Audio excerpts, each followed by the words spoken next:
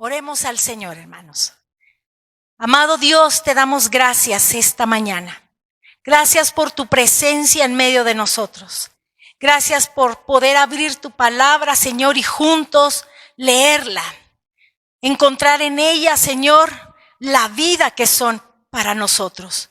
Y oro en el nombre de Jesús que tu palabra encuentre en nuestros corazones esa buena tierra para dar fruto. Que tu palabra haga en nosotros aquello por lo cual tú la enviaste. En el nombre precioso de Jesús. Amén. Amén. Hermanos, quiero iniciar recordando con ustedes aquel momento en el que el Señor Jesús le preguntó a sus discípulos qué era lo que la gente decía acerca de él. ¿Quién era él? ¿Qué decían las personas que era él? Y ustedes recordarán que empezaron sus discípulos a responderle y le decían, bueno, mira, algunos dicen que tú eres Juan el Bautista. Otros dicen que eres Elías. Otros dicen que eres Jeremías o alguno de los profetas. Pero después el Señor Jesús hace una pregunta diferente. Les dice, ¿y ustedes? ¿Quién dicen? ¿Ustedes quién dicen que soy? Yo. Y hemos hablado que nuestro buen hermano Pedro era pronto, era bien dispuesto, era rápido para hacer las cosas. ¿Y quién creen que le respondió al Señor Jesús esa pregunta? Pedro. Pedro dice, tú eres el Cristo, el Hijo del Dios viviente. Y entonces el Señor Jesús le responde, dice, bien dicho, Pedro, yo sabía que tú eras el más listo en medio de todos estos. Tú eres pronto para responder. Te felicito por tu sabiduría. ¿Recuerdan el pasaje, hermanos? ¿Fue así? No. El Señor Jesús le dice, Pedro, debes sentirte dichoso, debes sentirte feliz. Debes sentirte bienaventurado, porque eso que tú has dicho no te lo reveló ni carne ni sangre. Nada humano te lo reveló. Te ha sido revelado por mi Padre que está en los cielos. En ese momento está Pedro recibiendo una revelación del Padre sobre quién es Jesús, el Cristo, el Hijo del Dios viviente. Así es que, curiosamente, después de eso, hablan algo más con Pedro, pero después le dice a todos los discípulos que no le digan a nadie la revelación que ha recibido Pedro. Y de lo que yo quiero hablarles es que después de esta revelación de quién era Jesús, después de esto, entonces el Señor Jesús comenzó a anunciar su muerte. No lo hizo antes, lo hizo hasta que vino esa revelación. Así es que, hermanos, les invito que me acompañen al Evangelio de Mateo, en el capítulo 16.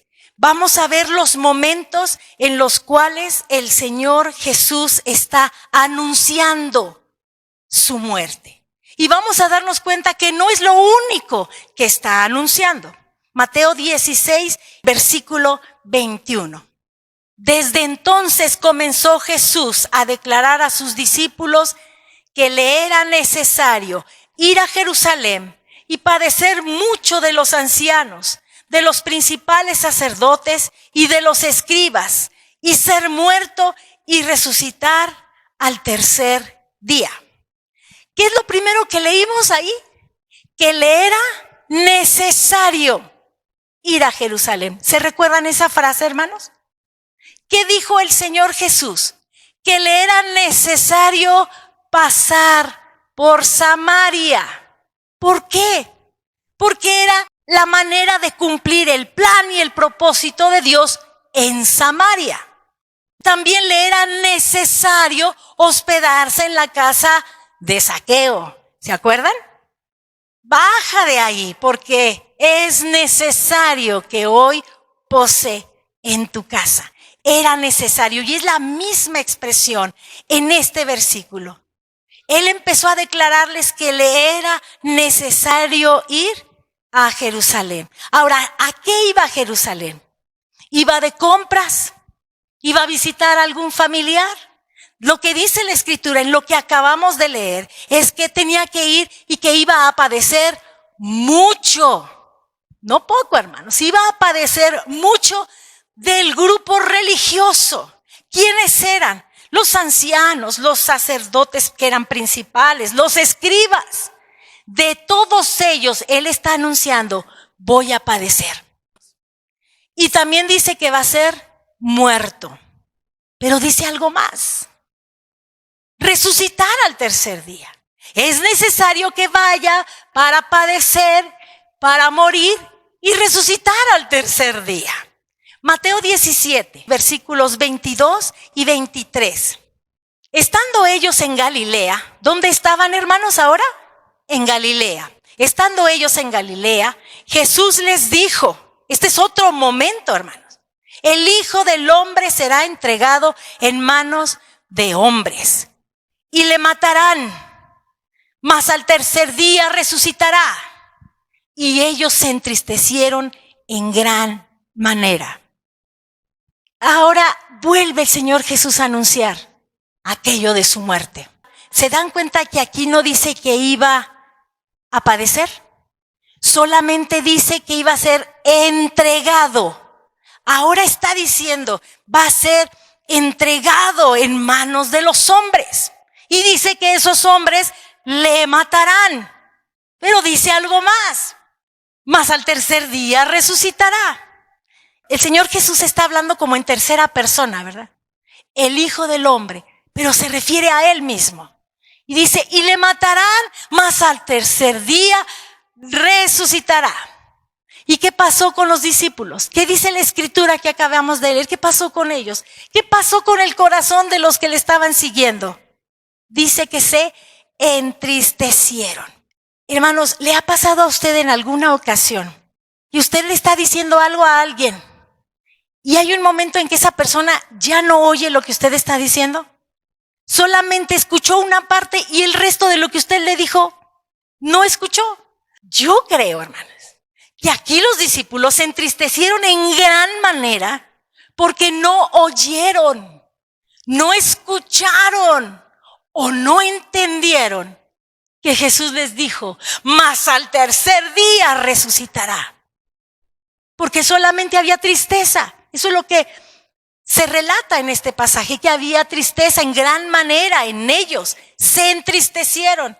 ¿Por qué? Porque seguramente lo único que escucharon es que iba a ser entregado en manos de los hombres y que le iban a matar.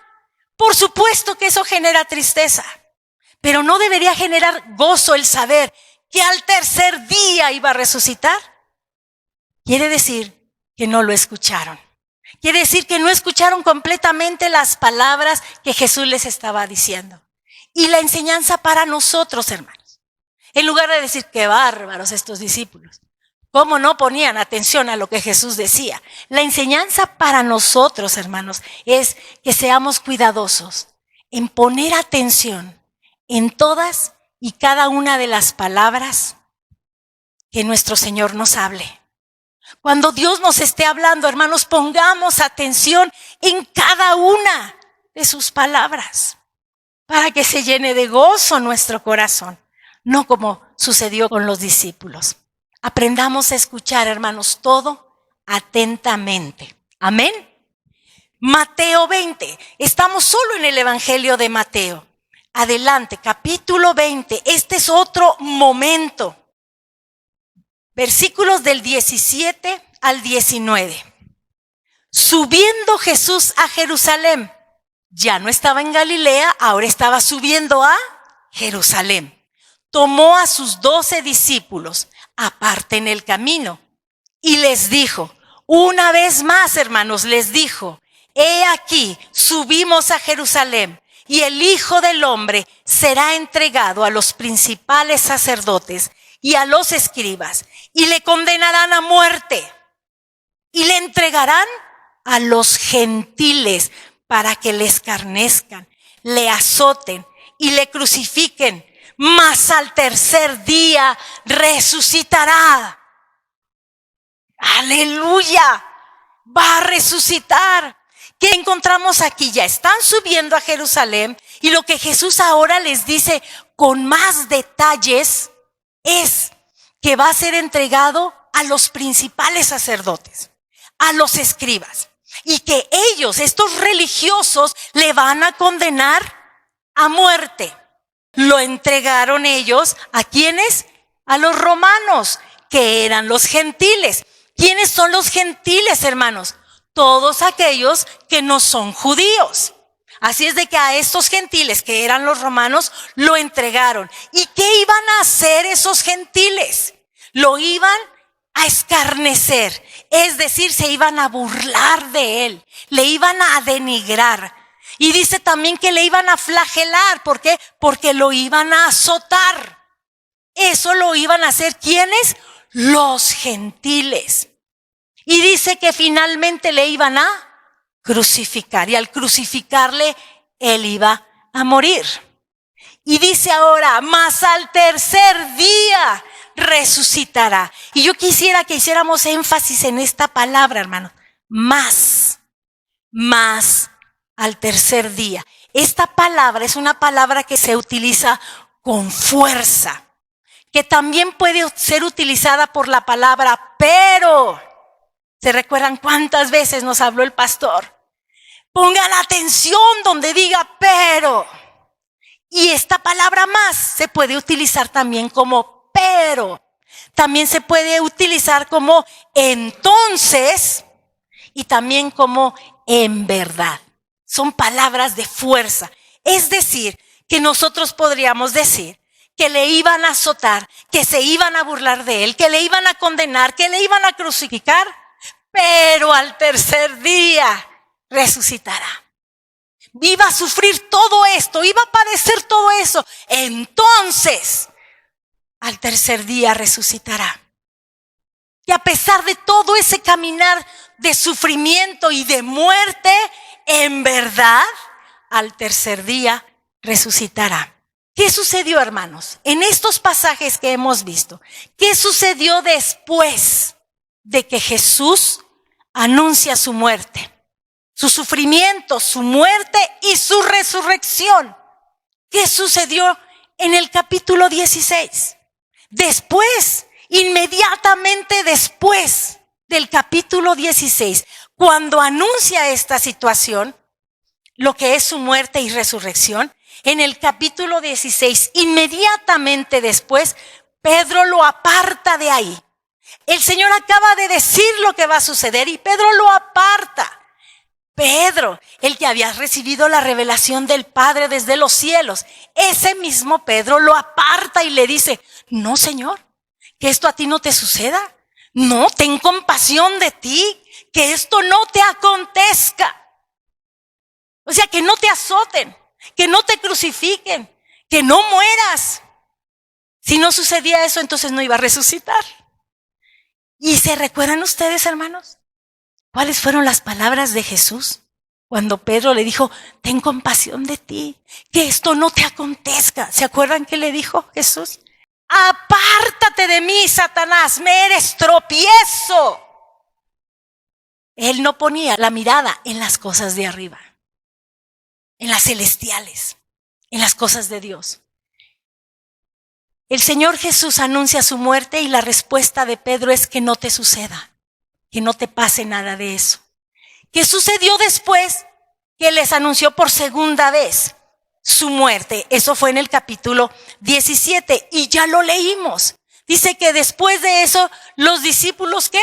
Se entristecieron porque no oyeron todo lo que el Señor Jesús les estaba diciendo. No se percataron de que dijo, mas resucitaré al tercer día.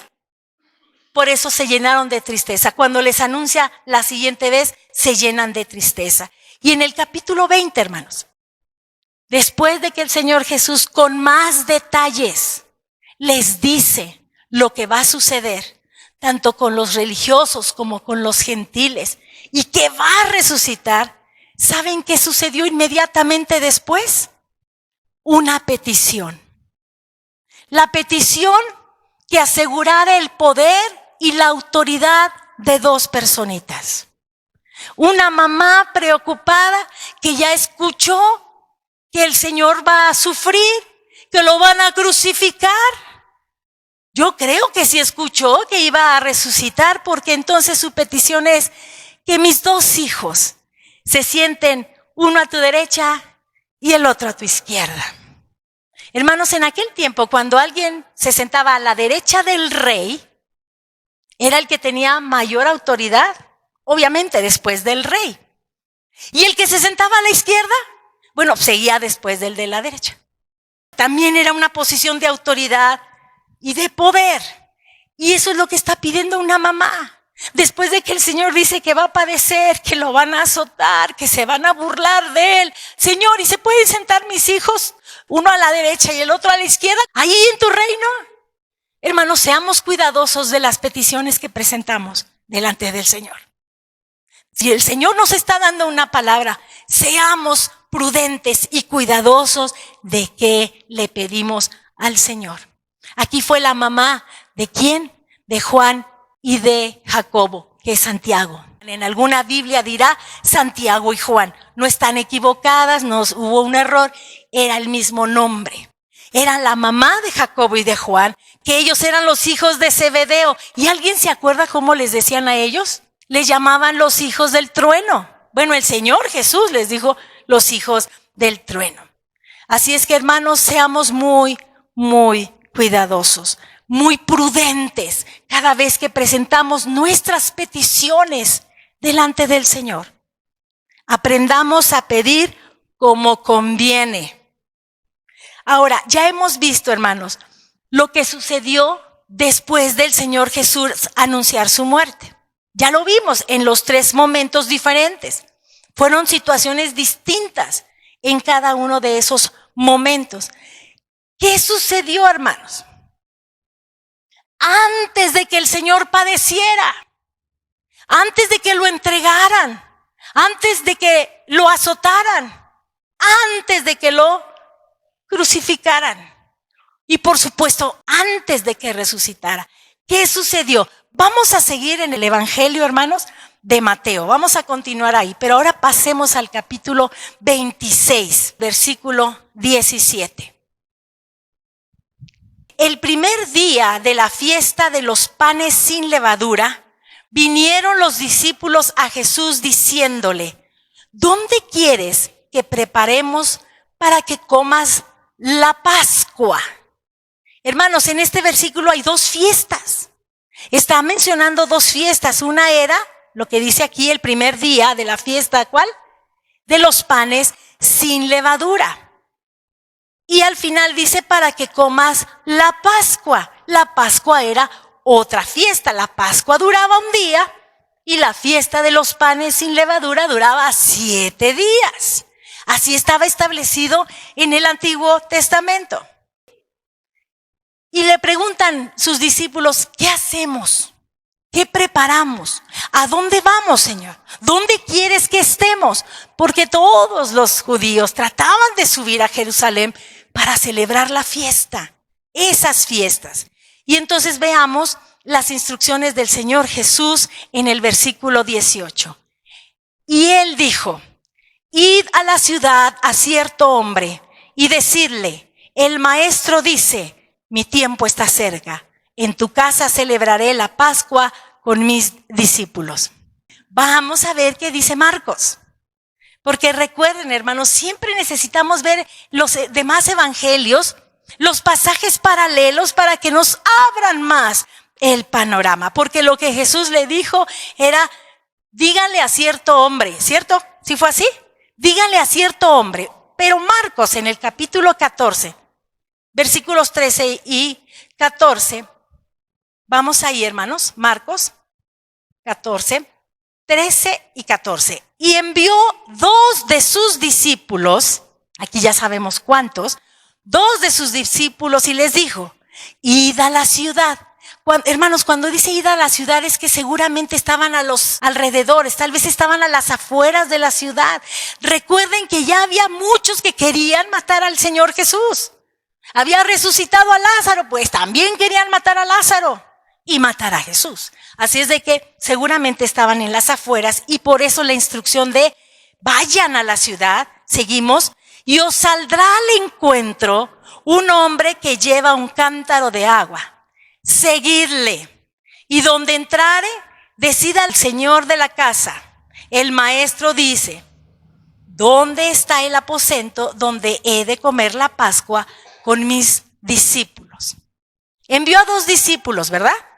Ya sabemos que fueron 2, pero le da estas instrucciones. Marcos detalla las instrucciones. Mateo solo dijo, díganle a cierto hombre, pero Marcos nos dice cómo sucedió y les dice que encuentren a un hombre con un cántaro de agua. ¿Ustedes creen que eso iba a ser difícil, hermanos, o sencillo? Un hombre con un cántaro de agua. Podríamos pensar, qué difícil, ¿cuántos hombres se van a encontrar? Pero ¿qué cree que no? Porque eso era algo que normalmente hacían las mujeres. Así es que ver a un hombre cargando un cántaro con agua era algo extraño, era algo poco común. Así es que iba a ser muy fácil poder encontrar a ese hombre. Y dice que cuando lo encuentren, pues lo sigan. Y en la casa en donde entre, entonces sí, hablen con el dueño de la casa y le pregunten, ¿quiénes serían esos 2 discípulos? Porque ni Mateo ni Marcos dicen nada. Marcos solo dice que eran 2.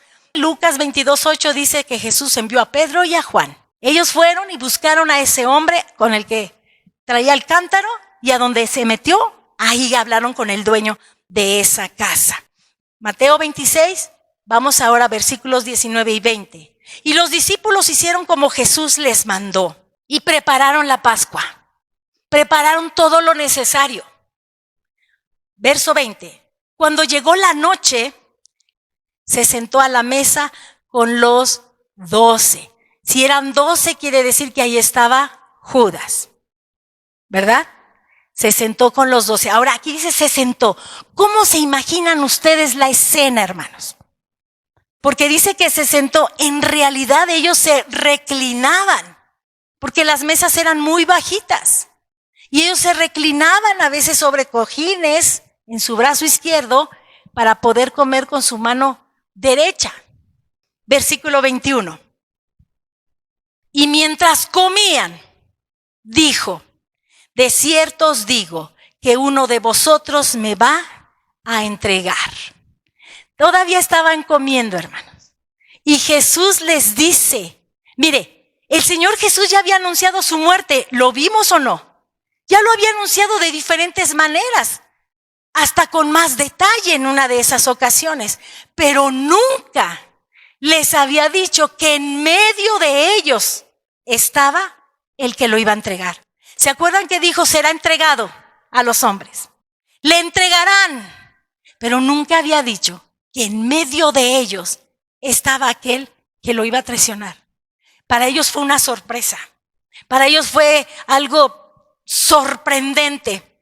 Creo que para Judas no, porque él sabía lo que estaba haciendo, porque para este momento Judas ya había negociado con los sacerdotes. Nunca les había anunciado que entre ellos estaba el traidor. Verso 22. Y entristecidos, hermanos, con este anuncio que el Señor Jesús hizo, y entristecidos en gran manera, comenzó cada uno de ellos a decirle, ¿soy yo, Señor? ¿Soy yo? Dice que cada uno fue diciéndole, ¿soy yo, Señor? Y mire, dicen que en el griego esta expresión de soy yo significa yo no soy, ¿verdad? Es una pregunta que espera una respuesta negativa, que diga no eres tú. Cuando ellos decían soy yo, esperaban que Jesús les dijera, no eres tú, claro que no eres tú. Verso 23. Entonces él respondiendo, porque ¿qué estaban preguntando los discípulos? ¿Soy yo, Señor? ¿Soy yo? Entonces él respondiendo dijo, el que mete la mano conmigo en el plato, ese me va a entregar. ¿Qué es ese plato? Ese plato, hermanos, era un tazón que contenía una salsa. Esa salsa se preparaba con vinagre y con algunos frutos. Quiere decir que varios podían meter pedazos de pan sin levadura y hierbas amargas. Hermanos, ¿cuál era la fiesta? La fiesta de la Pascua. ¿Y qué es lo que dice el Antiguo Testamento? Que comían pan sin levadura y hierbas amargas. Así es de que cuando Jesús dice, el que mete la mano conmigo en el plato, quiere decir que de los que estaban cerca de él, el que estaba metiendo en ese tazón, ese era el que le iba a entregar. Por eso ellos metían, hermanos, la mano. Y entonces la pregunta es, ¿y quién es el traidor? ¿Quién es el que te va a entregar? La respuesta de Jesús es, el que mete la mano conmigo en el plato. Ya sabemos cuál plato. Ya sabemos cómo funcionaba ese tazón, que podía alguien más meter la mano. Hay otros pasajes paralelos de este versículo. Solo tomen nota, yo se los voy a leer. Marcos 14:20 es un pasaje paralelo a esto que acabo de leer. El que moja conmigo en el plato. ¿Qué moja? El pan. ¿Qué más moja? Las hierbas amargas. Ahí está diciendo con Marcos, el que moja conmigo en el plato. Lucas 22:21. Aunque no está diciendo la respuesta de ¿soy yo, Señor? ¿O quién es? Lucas 22:21 dice, la mano del que me entrega está conmigo en la mesa. Y el Evangelio de Juan, en el capítulo 13, versículo 26, dice, a quien yo diere el pan mojado. Ya sabemos, ya entendemos por qué está mojado el pan. Está mojado en ese tazón que contiene esa salsa. A quien yo diere el pan mojado, aquel es. ¿Quién? El que le va a entregar. Ahora, ¿por qué Jesús respondió eso en el Evangelio de Juan? Porque Juan, el discípulo amado, el que estaba recostado más cerca de Jesús, le preguntó, ¿quién es, Señor? Mateo, versículo 24. A la verdad el Hijo del Hombre va, según está escrito de él. Mas ay de aquel hombre por quien el Hijo del Hombre es entregado. Bueno le fuera a ese hombre no haber nacido. Lo que iba a suceder y lo que iba a vivir el Señor Jesús estaba profetizado. Y él estaba listo y preparado para eso. Pero Jesús todavía dice, ay del hombre que le entrega. Y cuando encontramos un ay en las Escrituras, es una exclamación, hermanos, de lamento, una exclamación de pesar. Y también es una exclamación de advertencia. ¡Ay de aquel! Dice verso 25. Entonces respondiendo Judas, el que le entregaba, dijo, ¿soy yo, maestro? Le dijo, tú lo has dicho. Hermanos, ¿se encuentran algo diferente en la pregunta de Judas con relación al resto de los discípulos? ¿Qué hay diferente? Señor y maestro. Los discípulos entristecidos, angustiados por lo que el Señor Jesús ha anunciado, dicen, ¿soy yo, Señor? Pero Judas dice, ¿soy yo, maestro? Judas no le reconocía como Señor. Sí era su maestro. Le había enseñado por 3 años. Había aprendido de sus enseñanzas. Vio los milagros. Vio todas las cosas sobrenaturales. Sin embargo, seguía siendo solamente su maestro. Cuando dices Señor, es porque estamos reconociendo su señorío sobre mi vida. Me someto a tu voluntad, porque tú eres mi Señor. Así es de que Judas no le estaba reconociendo como Señor, solo como maestro. Aunque era un título, ¿verdad?, reconocido, el maestro que podía enseñar, él no estaba bajo el señorío de Jesús. ¿Por qué, hermanos? Porque Judas ya había negociado, se los mencioné antes. Judas ya había negociado el precio de su traición. ¿Se recuerdan cuánto fue? 30 monedas de plata. 30. Y curiosamente, cuando lo entregó, ¿se recuerdan allá en aquel jardín del Getsemaní? Porque el monte es el monte de los olivos, está lleno de olivos, y en las faldas del monte hay jardines, y este era un jardín, el jardín del Getsemaní. Ahí estaban cuando aprendieron al Señor Jesús. Pero antes llegó Judas y le dijo: salve, maestro. Una vez más, la misma expresión: no eres mi Señor, sí eres mi maestro. Salve, maestro. Y le besó. Ahí le traicionó. La reflexión para nosotros, hermanos, para cada uno de los que estamos aquí: ¿el Señor Jesús es mi Señor? ¿Es verdaderamente mi dueño? ¿O solo es el maestro que escucho cada domingo? ¿Solo es el maestro que me enseña? Del cual tengo mucho conocimiento, muchísimo, porque tengo años de ir a la iglesia. ¿Es mi Señor o solo es mi maestro? Debe ser nuestro maestro, pero principalmente debe ser nuestro Señor, en el que confiamos. Solo Él es digno de que nosotros podamos humillarnos y decirle: tú eres mi Señor, me someto a tu voluntad. Esa es la reflexión para nosotros. El día de hoy, hermano, llévela a su casa. Señor Jesús, ¿eres mi Señor o solo eres mi maestro? Eso depende de cada uno de nosotros.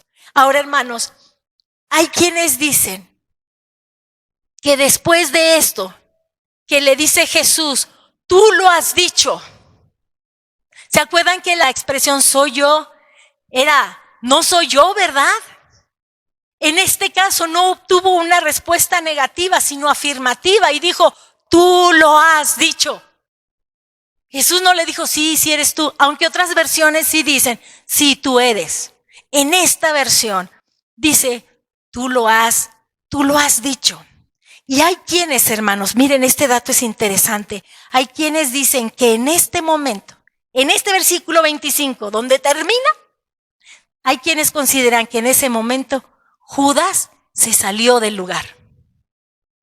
¿Por qué? Porque los que consideran esto leen el pasaje de Juan. ¿Se acuerda? Jesús le respondió a Juan la pregunta de ¿quién es, Señor? Juan capítulo 13 y verso 26. Respondió Jesús: a quien yo diere el pan mojado, aquel es. Y mojando el pan, lo dio a Judas Iscariote, hijo de Simón. Verso 27. Y después del bocado, Satanás entró en él. Entonces Jesús le dijo: lo que vas a hacer, hazlo más pronto. Vaya al verso 30. Cuando él pues hubo tomado el bocado, luego salió y era ya de noche. Por eso muchos que han estudiado dicen, en este momento en Mateo, cuando el Señor Jesús le dice: ¿tú lo has dicho? ¿Tú lo has dicho? Unen los evangelios, dicen, debió haber salido en ese momento.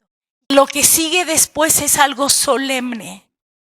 Lo que sigue después es algo glorioso. ¿Podemos ir, por favor, al verso 26 de Mateo 26?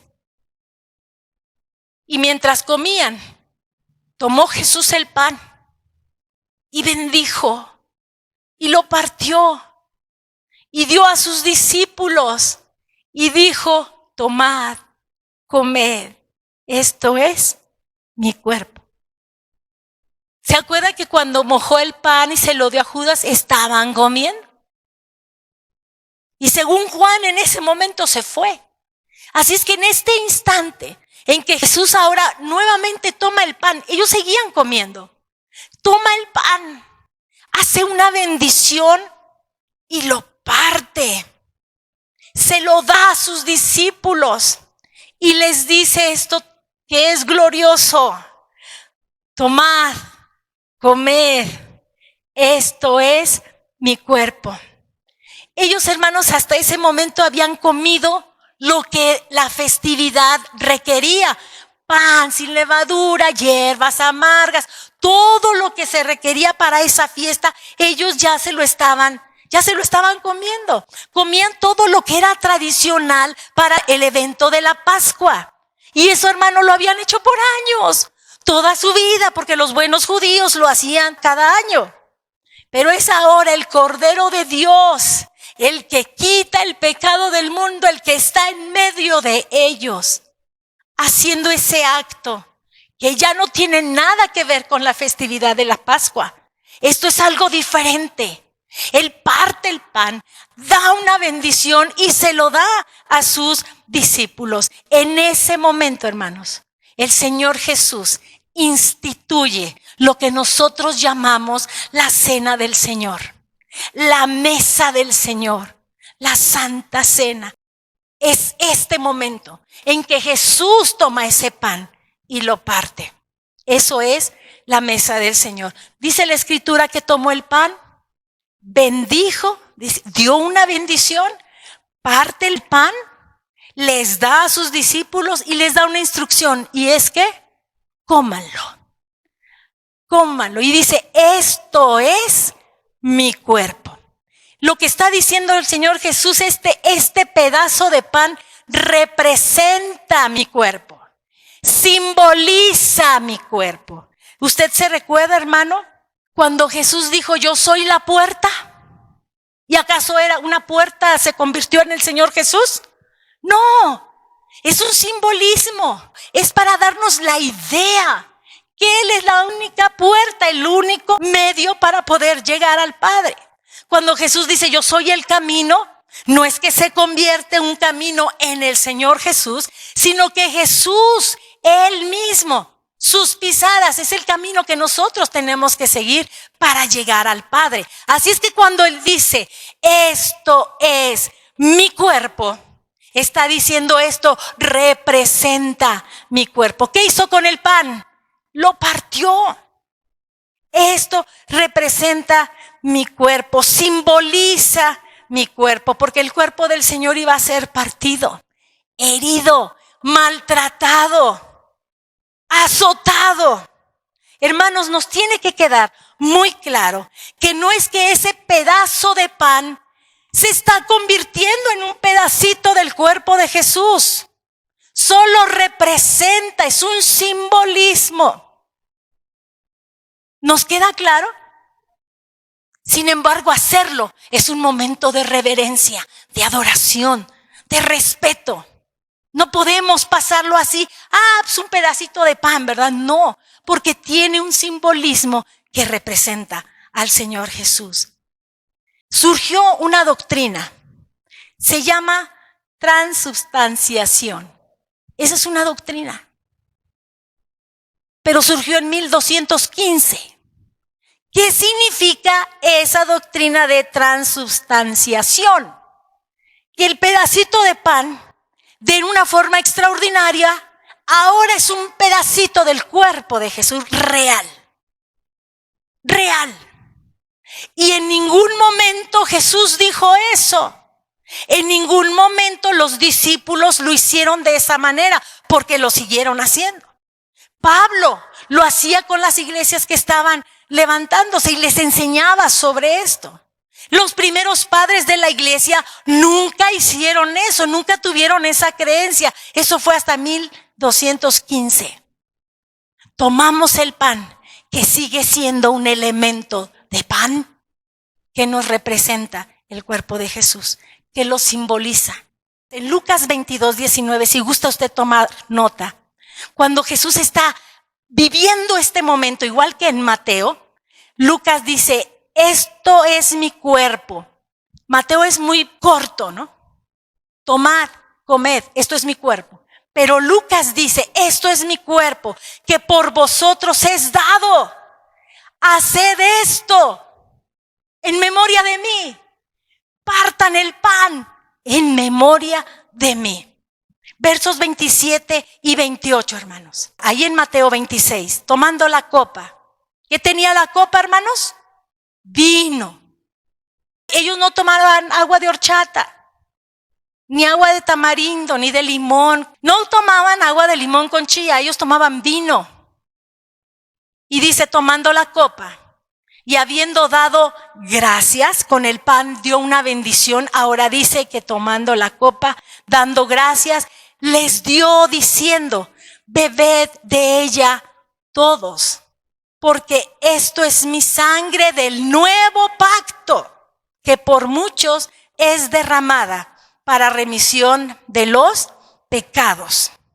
Él tomó la copa que tenía el vino, dio gracias, les dio a beber y les dice, esto representa mi sangre. Esto es mi sangre, esto representa mi sangre del nuevo pacto. Por eso no tiene nada que ver con la Pascua de los judíos, porque este es el nuevo pacto que fue profetizado en Jeremías 31, versos del 31 al 34. Lo que el Señor dice en ese pasaje de Jeremías es, haré nuevo pacto. El Señor lo profetizó, haré un nuevo pacto, y en este momento se está cumpliendo esa profecía de Jeremías, cuando dice el Señor, esto es mi sangre del nuevo pacto. Esa sangre que por muchos es derramada para remisión de los pecados. ¿Qué es remisión, hermanos? Perdón y cancelación de los pecados por la sangre del Cordero de Dios. El perdón y la cancelación de esos pecados. Y el Señor Jesús está diciendo, esta sangre que por muchos es derramada. Hermanos, el vino en la copa representa, simboliza la sangre del Cordero. No se transforma en sangre, sigue siendo jugo de uva, sigue siendo vino. Verso 29. Y os digo que desde ahora no beberé más de este fruto de la vid hasta aquel día en que lo beba nuevo con vosotros en el reino de mi Padre. Mire, qué interesante lo que está diciendo aquí Jesús. No beberé más de este fruto de la vid. ¿Qué era? Fruto de la vid. Seguía siendo vino. Y les dice, no beberé más de este fruto de la vid. Seguía siendo vino. ¿Nos queda claro? Otras versiones de este pasaje, hermanos. La palabra de Dios para todos dice, les digo que nunca volveré a beber vino hasta el día en que beba con ustedes el vino nuevo en el reino de mi Padre. Este pasaje de Mateo 26, 29 en la versión de Palabra de Dios para todos. En la traducción actual, esta es la última vez que bebo de este vino con ustedes, pero cuando estemos juntos otra vez en el reino de mi Padre, entonces beberemos del vino nuevo. Volveremos a estar con el Señor. Amén. Hermanos, volvamos al versículo 28 de Mateo. Aquí hay una expresión. La expresión es que por muchos es derramada. La sangre del nuevo pacto que por muchos es derramada. Y esto nos tiene que llevar, hermanos, a Mateo 20, 28, que dice, como el Hijo del Hombre no vino para ser servido, sino para servir y para dar su vida en rescate por muchos. Para dar su vida en rescate por muchos. Por eso dice, esta sangre del nuevo pacto es derramada para remisión de los pecados. Es derramada por muchos. Amén. Es el Señor Jesús, hermanos, quien instituye la cena del Señor. Recuerde, ya habían comido. Ya la fiesta de la Pascua, ya la habían cumplido. Esto es el nuevo pacto. Cortó el pan en la muestra de que su cuerpo sería herido. Así decía Isaías. Iba a ser partido. Y al tomar la copa está diciendo, esta es la sangre del nuevo pacto y es mi sangre la que va a ser derramada por muchos. ¿Para qué? Para remisión de los pecados, hermanos. Así es que cuando nosotros celebramos la cena del Señor, no estamos celebrando la Pascua de los judíos, hermanos. Estamos celebrando lo que Él instituyó Porque la Pascua, ¿se acuerdan? La celebración de la liberación del pueblo de Israel de la esclavitud que tenían en Egipto. El día de hoy, cuando nosotros celebramos la cena, hermanos, estamos celebrando que nuestro Señor Jesús nos liberó de la esclavitud del pecado. Hermanos, ¿qué hicieron los discípulos después de que Jesús partió el pan, que se los dio a comer, después de que les dio a beber el vino, después de que les explicó qué era lo que estaban haciendo, después de decirle que lo siguieran haciendo en memoria de Él? ¿Qué hicieron? Dice la Escritura que ellos cantaron y alabaron al Señor. Mateo 26:30. Cuando hubieron cantado el himno, salieron al monte de los olivos. Debo decirles que cuando ellos tenían la celebración de la Pascua, ellos cantaban. Del Salmo 113 al Salmo 118. Y esta mañana empezamos con el Salmo 118. Nos alegraremos y nos gozaremos porque este es el día que hizo el Señor. Y todos estos salmos los cantaban después de haber partido el pan y comerlo, después de que tomaron la copa, entendiendo que era el nuevo pacto. Entonces ellos adoraron al Señor, cantaron en agradecimiento. Hermanos, la cena del Señor es un acto que nosotros hacemos, que anuncia, ponga atención, al hacerlo anunciamos la muerte del Señor hasta que Él venga. No lo estamos sacrificando otra vez, porque el sacrificio fue una vez y para siempre, porque era el Cordero perfecto. ¿Qué hacemos entonces cuando partimos el pan y tomamos el jugo de uva? Recordamos y anunciamos que Él murió por nuestros pecados. Recordamos su sacrificio. Hacerlo nos recuerda su sacrificio. Nos recuerda el gran amor que nos ha tenido. Porque siendo aún pecadores, Cristo murió por nosotros. Qué grande es su amor. Es un acto solemne. Es un acto de respeto, de agradecimiento. Y también, hermanos, es un acto de reflexión. Tenemos que reflexionar, escudriñarnos a nosotros mismos. Esto es un acto que nos permite ver el pasado o ver hacia el pasado su muerte, su sacrificio, su resurrección. Pero el mismo acto nos permite ver al futuro. Él volverá, porque lo seguiremos haciendo hasta que Él venga. Amén. Es así, hermanos.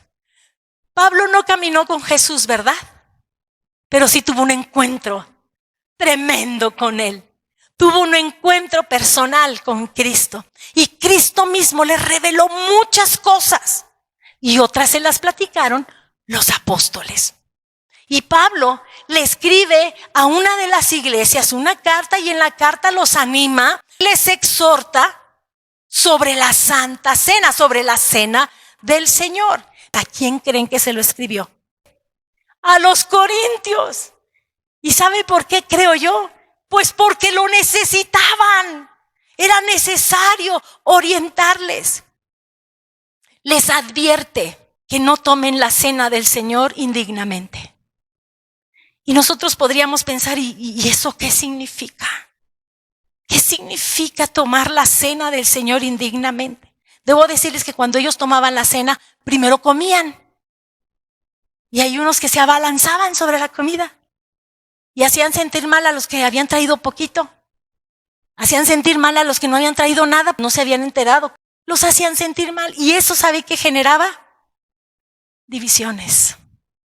Y le dice Pablo, no tomen así la cena del Señor, porque después lo hacían. Dice, ¿tienen hambre? Pues coman allá en su casa. Pero cuando compartamos la cena del Señor, no lo hacemos porque tenemos hambre o porque tenemos sed. Ay, aunque sea un vasito de jugo, porque qué sed tenemos. No estamos entendiendo entonces. Ay, sí, ya en mi estómago, sí, aunque sea un pedacito de pan. No estamos entendiendo, porque no es para mitigar el hambre, ni para mitigar la sed. Lo hacemos en memoria de Jesús, recordando su muerte, su sacrificio y su resurrección. Hermanos, cuando las personas deciden vivir a su manera, cuando deciden vivir en iniquidad, cuando viven pecando deliberadamente, ponga atención en esto, hermano. Pecar deliberadamente, es decir, sí sé que está mal, pero me gusta y lo voy a seguir haciendo. Eso es pecar deliberadamente, aunque vaya a la iglesia. Si se atreve a tomar la cena del Señor, actuando de esa manera deliberada en el pecado, es a lo que Pablo se refería. No tomen la cena del Señor indignamente. Y entonces esas personas ya no van a poder tomarla. No, porque la mesa del Señor es para todos. Entonces, ¿qué hay que hacer, hermano? ¿Pecaste? Pues arrepiéntete. Si pecaste, estás consciente, arrepiéntete. No te abstengas de la cena del Señor por orgullo. Es que ando mal y pues no puedo tomar la cena del Señor indignamente. No, arrepiéntete, sé humilde y arrepiéntete. Ponte a cuentas con quien corresponda. Si te peleaste con tu esposa, regañaste a los hijos, no sé la situación que haya sido, ponte a cuentas con el Señor y con tus hermanos. Y haciendo eso, toma de la cena del Señor. No te prives de esa bendición de recordar al momento de comer y de tomar lo que el Señor Jesús hizo, amándonos de tal manera que murió en la cruz. Examinemos nuestro corazón, hermanos. Humillémonos delante de Él. Pongámonos a cuentas con Él. Y entonces participemos de la bendición que es la mesa del Señor. ¿Para qué? Para que con ese acto anunciemos su sacrificio y su resurrección hasta que Él regrese, hasta que Él vuelva. Participar de la cena del Señor, hermanos, es una bendición. Y no nos la deberíamos perder nadie. Así es que, hermanos, este es un momento en que cada uno de nosotros reflexionemos con nosotros mismos, examinemos nuestro corazón. Si hay algo que nos estorba, pongámonos a cuentas con el Señor. ¿Le parece bien? Vamos a tomar ese tiempo porque el poder tomar la cena del Señor es una bendición. Y yo creo que podemos darle palmas al Rey diciéndole: Señor, gracias. Gracias porque nos haces partícipes. Nos haces partícipes, Señor, de esta mesa tuya. Aleluya. Tomemos estos momentos, hermanos, para examinar nuestro corazón, cada uno, ahí en su lugar. ¿Sabe quién es la única persona que no podría participar de la cena del Señor? Cuando decimos, es que Jesús no es mi Señor, ¿cómo voy a participar de una mesa de un Señor que no es mi Señor? Eso sería la única manera.